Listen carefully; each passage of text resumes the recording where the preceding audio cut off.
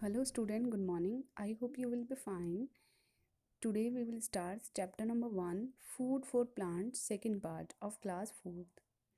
तो देखिए मैंने आपको पार्ट फर्स्ट में पढ़ाया था कि लीव्स के कितने पार्ट होते हैं, ट्रांसपीरेशन क्या होता है, फोटोसिंथेसिस कैसे होता है।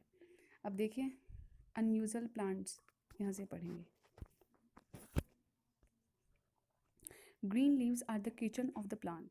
देखो जो लीव्स होती है मैंने आपको बताया था, जो लीव्स होती है उसके अंदर क्लोरोफिल होता है, ग्रीन कलर की पिगमेंट जो फोटोसिंथेसिस में हेल्प करती है फूड को प्रिपेयर करने में, प्लांट्स को हेल्प करती है फूड को प्रिपेयर करने में। But what happen when a plant does not bear green leaves. लेकिन अगर कोई प्लांट जो है उसके ऊपर ग्रीन कलर के लीव्स ही नहीं आ रही है तो फिर कैसे होगा? फिर फोटोसिंथेसिस, क्या प्लांट फूड बना पाएगा, सिंथेसिस कर पाएगा? How does it make its food, तो वो कैसे बना पाएगा अपना food? Plant like cactus, cactus जैसे कि ये दिख रहा है देखो, जो डेजर्ट में ग्रो होती है, थॉर्न होते हैं जिसके अंदर, तो ये डेजर्ट प्लांट है कैक्टस, ये डेजर्ट प्लांट है, इसमें थॉर्न होते हैं। तो देखिए plant like cactus do not have leaves, लेकिन जैसे कि कैक्टस है उसके अंदर कोई लीव्स नहीं है तो फिर फोटोसिंथेसिस कैसे होगा? जबकि ये ऑटोट्रॉफिक न्यूट्रिशन करता है, अपना फूड खुद बनाता है, तो ये कैसे करेगा? Then there where is there food make, तो इसका जो फूड है वो कहाँ पर बनेगा? तो देखिए कहाँ पर बनेगा इसका food. It is made in their green stem. देखो इसकी जो स्टेम है ये दिख रही है आपको, यहाँ पे फूड जो है वो सिंथेसिस होगा। क्यों? क्योंकि यहाँ पे जो ग्रीन कलर का पार्ट होता है उसमें कौन सी पिगमेंट होती है? ग्रीन पिगमेंट होती है जिसको क्लोरोफिल बोलते हैं। ये आपने फर्स्ट पार्ट में भी मैंने आपको एक्सप्लेन किया है। तो क्लोरोफिल की वजह से फोटोसिंथेसिस होता है, फूड प्लांट जो है अपना फूड बना पाता है। तो इसीलिए कैक्टस उसके ऊपर लीव्स नहीं होती, माउथ जो है इन सब में लीव्स नहीं होती, लेकिन फिर भी इनके जो स्टेम है वो ग्रीन कलर की होती है, इसलिए वो फोटोसिंथेसिस कर पाते हैं, फूड को बना पाते हैं। तो फूड जो है वो कहाँ पर, कैक्टस में कहाँ पर फूड सिंथेसिस होगा? स्टेम में, ना कि लीव्स में। तो अब देखिए moulds and mushroom are non green plant. जैसे कि मशरूम है या फिर नॉन माउल्ट्स है, ये सब क्या है? Non green plant, green colour के नहीं होते। तो इसमें कैसे होगा? तो देखिए जो मशरूम होती है उसमें वो नॉन ग्रीन प्लांट है, तो इसलिए they do not have chlorophyll, तो इसलिए उसके अंदर जो ग्रीन कलर का पिगमेंट होता है वो प्रेजेंट नहीं होता। They can not make their own food, तो इसलिए वो अपना फूड जो है वो खुद सिंथेसाइज नहीं कर पाता, खुद नहीं बना पाता। कौन? Mushroom. They get their food from dead and decaying plants and animals. वो कहाँ से लेता है अपना फूड? जो मर जाते हैं प्लांट्स एनिमल या फिर सड़ जाते हैं, सड़े गली हुई चीज़ों के ऊपर फीड करते हैं, वहाँ से लेते हैं अपना फूड। तो जो प्लांट अपना फूड खुद सिंथेसाइज कर पाते हैं, खुद बना पाते हैं, उनके अंदर एक पिगमेंट होता है ग्रीन कलर का जिसको बोलते हैं क्लोरोफिल।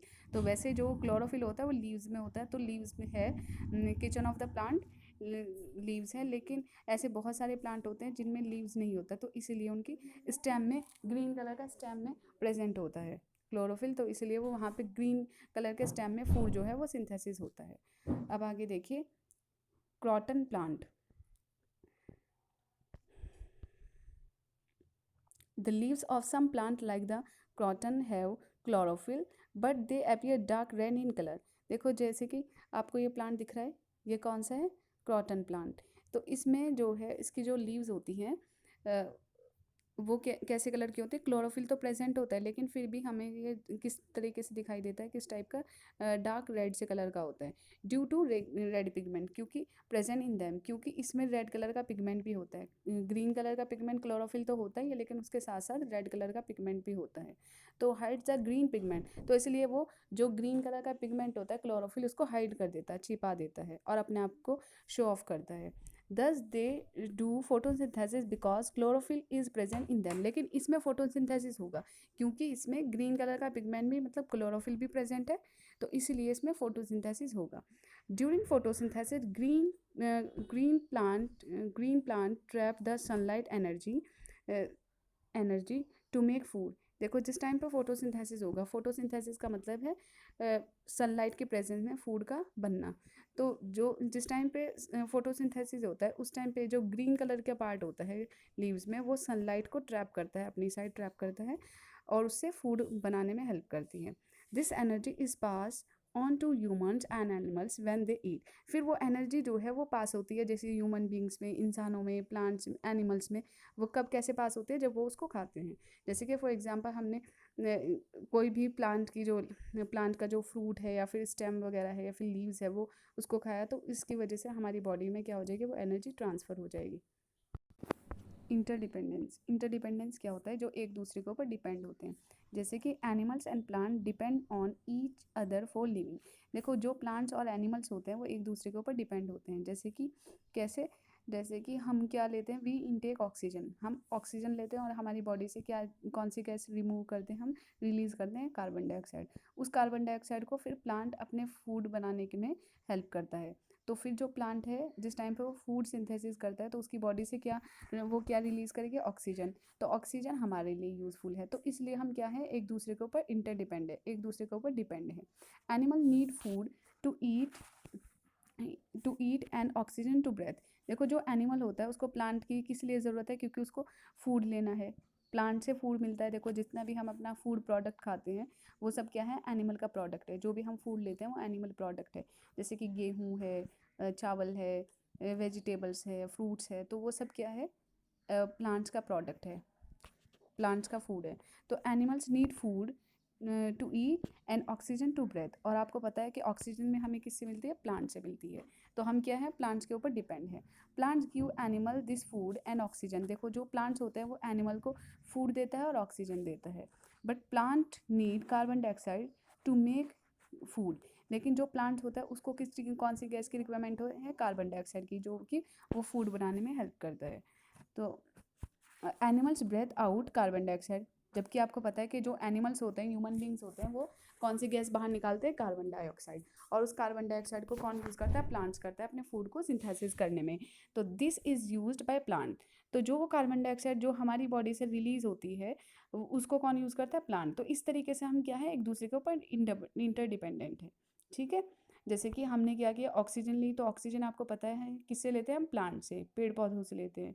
और फिर हमारी बॉडी से कौन सी गैस निकलती है, कार्बन डाइऑक्साइड। उस कार्बन डाइऑक्साइड को कौन यूज़ करता है, प्लांट्स अपने फूड को सिंथेसिस करने में। ठीक है। तो इस तरीके से हम प्लांट्स के ऊपर खाने के फूड की वजह से भी और ऑक्सीजन की वजह से भी हम उसके ऊपर डिपेंड है। और वैसे ही प्लांट भी हमारे ऊपर डिपेंड है कार्बन डाइऑक्साइड की वजह से। This is why fish live longer in aquarium with water plant in it than in one without plant। देखो अगर जो फिश है वो एक एक्वेरियम में रह रही है, ठीक है, तो उसमें अगर वाटर प्लांट है तो जो फिश है वो लंबे टाइम तक जिएगी। क्योंकि प्लांट्स जो है, प्लांट क्या रिलीज़ करेगा, उसकी बॉडी से क्या रिलीज़ होगा, ऑक्सीजन, जो कि फ़िश के लिए यूज़फुल है। और जिस एक्वेरियम में प्लांट ना हो, सिर्फ वाटर वाटर हो, तो फिश जो है वो जी तो जाएगी लेकिन लंबे टाइम तक नहीं जिएगी, इसके कंपैरिजन में जिस एक्वेरियम में वाटर प्लांट भी हो।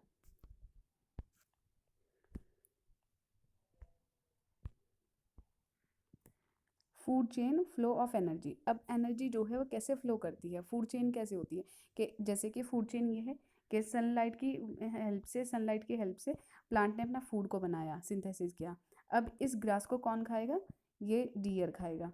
फिर इस डियर को कौन खाएगा, लॉयन खाएगा। तो ये क्या हो रही है, एनर्जी ट्रांसफ़र हो रही है। देखो पहले मैं इसको हाईलाइट कर दूँ, सन से किस में एनर्जी गई, प्लांट में, ग्रास में। फिर ग्रास से एनर्जी किस में ट्रांसफर हुई है, डियर में, हिरन में। फिर डियर से किस में ट्रांसफर हुई है, लॉयन में। तो ये क्या है, energy transfer, flow of energy है ना। तो फ्लो ऑफ एनर्जी को एनर्जी ट्रांसफ़र भी बोलते हैं, फूड चेन भी बोलते हैं। तो अब आगे देखिए, the ultimate source of all living all energy on earth is the sun. देखो जो भी हमारे पास एनर्जी है तो वो उसका मेन जो सोर्स है वो क्या है, सन है। क्योंकि सन से ही हमें एनर्जी मिलती है, चाहे वो प्लांट्स हो या एनिमल्स हो या ह्यूमन बींग हो, सबको किससे एनर्जी मिलती है, सन से। Plants depend directly on the sun. देखो जो प्लांट्स होते हैं, जितने भी प्लांट्स होते हैं वो किस पे डायरेक्टली डिपेंड है, सन के ऊपर। क्योंकि सन की हेल्प से वो क्या करेंगे, फोटोसिंथेसिस कर पाएंगे, फूड बना पाएंगे। They trap the sun's energy during photosynthesis to make food. देखो जो प्लांट्स होते हैं वो क्या करते हैं, सन की जो एनर्जी होते हैं उसको ट्रैप करते हैं और अपने फूड को बनाने में हेल्प करते हैं। So the plant are called producer. Producer को किसको बोलते हैं, जो अपना फूड खुद बनाता है, जो प्रोड्यूस करता है, जो फूड अपना खुद सिंथेसाइज करता है, उसको बोलते हैं प्रोड्यूसर। अब आगे देखिए, all animals and human beings को बोलते हैं इंसानों को, ह्यूमन बींग्स डिपेंड डायरेक्टली और indirectly on sun energy by consuming plants and other animal as food. So all animals and human beings are call consumer. देखो हम किसके ऊपर डिपेंड है, हम प्लांट्स के ऊपर डिपेंड है डायरेक्टली, लेकिन हम सन के ऊपर जो डिपेंड तो है लेकिन इनडायरेक्टली सन की एनर्जी के लिए फिर भी इनडायरेक्टली है, लेकिन प्लांट जो है वो डायरेक्टली है। तो देखिए जो जितने भी प्लांट्स और एनिमल्स होते हैं जो अपना प्लांट्स बोल रही हूँ, जितने भी एनिमल्स है, ह्यूमन बींग्स है, इंसान है, जानवर है, जितने भी जो भी है वो कौन है, कंज्यूमर है। क्यों? क्योंकि वो अपना फूड खुद सिंथेसाइज नहीं करता, वो किसको लेगा, वो प्रोड्यूसर से लेगा। यहाँ पे लिखा है ना, देखो प्रोड्यूसर से लेगा, वो प्लांट से अपना फूड लेगा। अब देखिए does a chain exist in nature for obtaining food, इसीलिए ये चेन है नेचर में जिससे कि फूड एक दूसरे को मिलता रहे। A chain that show a series of organism where each member depends on lower member in the series for food is called food chain. Food chain देखो क्या होती है कि एक जो ऑर्गेनिज्म है वो किसी दूसरे ऑर्गेनिज्म के ऊपर क्या है, डिपेंड है। ठीक है, उसके अंदर जो एनर्जी है वो ट्रांसफ़र होती है। जैसे कि सन से पहले ग्रास में गई, फिर ग्रास को किसने खाया, डियर ने, तो डियर में ट्रांसफ़र हो गई एनर्जी। डियर को किसने खाया, लायन ने, तो उसके अंदर ट्रांसफ़र एनर्जी हो गई। तो ये क्या है हमारी फूड चेन, या फिर फ्लो ऑफ एनर्जी, या फिर ट्रांसफ़र ऑफ एनर्जी। अब देखिए if something in food chain disappear, अगर इसमें से कुछ भी डिसअपियर हो जाए, जैसे कि डियर यहाँ से ख़त्म हो जाए, it cause a problem for all other animals in the food chain. तो इससे किसको प्रॉब्लम हो जाएगी, इससे ज़्यादा जो प्रॉब्लम क्रिएट होगी वो लॉयन को क्रिएट होगी, क्योंकि लॉयन जो है वो ग्रास को नहीं खाएगा, और यहाँ से डियर जो है, हिरन जो है वो रिमूव हो गया, डिसअपियर हो गया, तो फिर वो किसको खाएगा, तो वो क्या हो जाएगा, वो किल हो जाएगा, डाई हो जाएगा, मर जाएगा वो। ठीक है, for example if grass die, अगर ग्रास, इसमें एग्जाम्पल दिया हुआ है कि अगर ग्रास जो है वो ख़त्म हो जाए, फॉर एग्जाम्पल अगर ग्रास जो है वो ख़त्म हो जाए, तो फिर क्या होगा, because there is not enough rain then the deer would not have enough food to eat. तो इसलिए फिर जो, जैसे कि प्लांट जो ग्रास है वो अगर ख़त्म हो जाए, तो फिर डियर को जो है वो क्या खाएगा, उसके पास ग्रास तो है नहीं क्योंकि ख़त्म हो गया।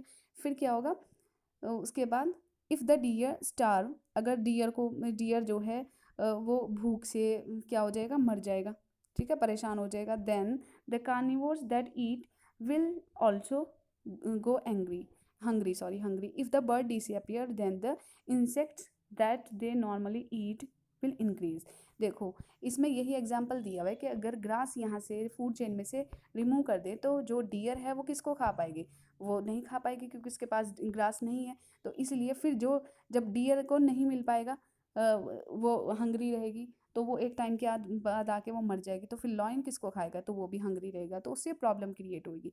वैसे आपको एक एग्जांपल दिया हुआ बर्ड का एग्जांपल, कि अगर बर्ड जो है वो ख़त्म हो जाए, डिसअपियर हो जाए, तो इंसेक्ट जो है, जितने भी कीड़े मकोड़े हैं वो बढ़ जाएंगे, उससे उनकी जो पॉपुलेशन है वो इंक्रीज़ हो जाएगी। The insects will then eat too much of plant life causing a shortage of food for other plant eaters. तो फिर क्या होगा, देखो जो इंसेक्ट्स है जब उनकी वो बढ़ जाएंगे, जब उनको बर्ड जो है खाने वाले वो ख़त्म हो गए, तो इंसेक्ट्स जो है वो बढ़ जाएंगे, तो फिर इंसेक्ट्स किसको खाना शुरू करेंगे, प्लांट्स को, और जब वो प्लांट्स को खाना शुरू करेंगे तो फूड के अंदर शॉर्टेज आ जाएगी, शॉर्टेज ऑफ फूड आ जाएगा। ठीक है, अब आगे देखिए बैलेंस इन नेचर, नेचर के अंदर बैलेंस रहता है। तो बैलेंस इन नेचर, नेचर के अंदर बैलेंस कैसे रहता है, plants and animals help maintain the balance of oxygen and carbon dioxide in them in nature to maintain the balance between plants and animals. देखो जो बैलेंस क्या होता है, हमारे जो एटमॉस्फेयर है, जो हमारा इन्वायरमेंट है, उसके अंदर, नेचर के अंदर कार्बन डाइऑक्साइड और ऑक्सीजन को बैलेंस कौन करता है, प्लांट्स और एनिमल्स बैलेंस करते हैं। तो दैट्स ऑल फॉर टुडे। फिर जो नेक्स्ट टॉपिक बच रहा है उसको मैं नेक्स्ट वीडियो में एक्सप्लेन कर दूँगी, थर्ड पार्ट में।